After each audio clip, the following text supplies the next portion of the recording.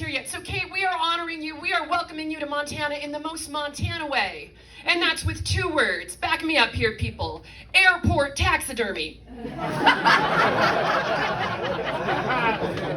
You could... Ooh, did I break it? Did I break it? Okay. So you could... I always thought you could take someone and pluck them out of somewhere, anywhere in the world, blindfold them, and drop them in a Montana airport. They'll take off their blindfold and they'll go, oh. Because nothing says welcome to the most beautiful place on the planet rather than like a dead bobcat and a fake fish. Yeah. So I recently turned 55. Hold for applause. Thank you very much. Half the room is like, really? It's a weird age to be, I always say. You're too old for the young people, and you're too young for the old people. Right? Mostly in Missoula, I'm so excited. The reason I'm so excited to be 55 in Missoula is maybe I can get an apartment in one of those senior citizens.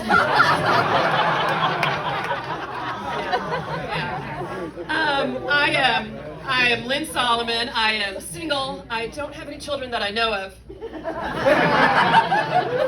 And every time I tell that joke, someone says to me, you know, if you had children, you would know.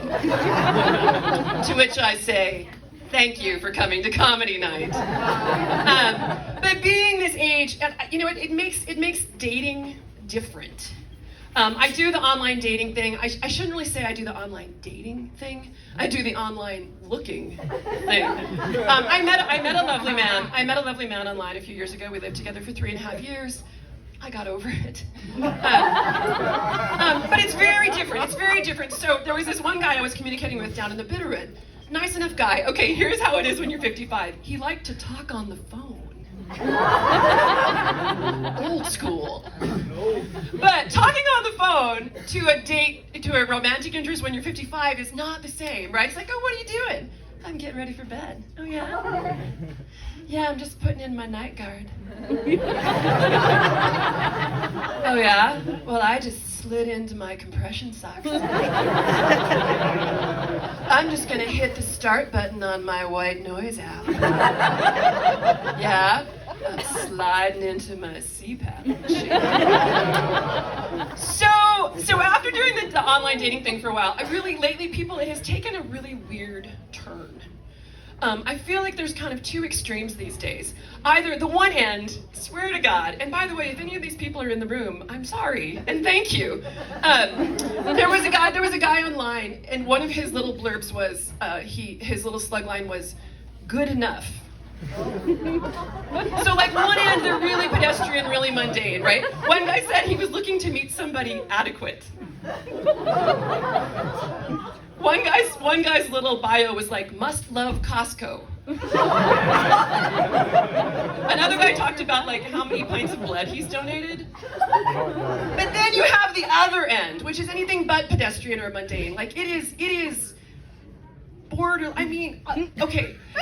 There was a guy on there, and his dating site name, and I don't know what this means. His dating site name was Butt Snorkeler.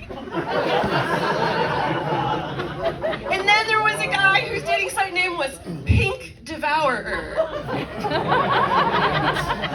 Now clearly he has a constituency. But then there was the guy whose dating site name was Slit Liquor. And that picture you have in your head of what he looks like is exactly right. But the granddaddy of them all is a guy, I saw him on the dating site years ago and he's still there, surprise, surprise. He's the guy who said, he puts himself out there, he says, I'm a live and let live kind of guy. Well, good on ya. And then he proceeds to make a list of all the types of women he doesn't want to go out with. Certain political persuasions, tattoos, other people. He doesn't like Canadians. Right? Who doesn't like Canadians? But then he says, he's got an ass like chiseled marble. And I will show you this on the app, his little bio. He's got an ass like chiseled marble. He can deadlift 400 pounds, and he's Disneyland in the sack. What does that even mean? You gotta be a certain height before you can get on the ride? Is it Goofy or Minnie? You wait in line for 2 hours and you're disappointed. My name's Lynn. Thank you so much.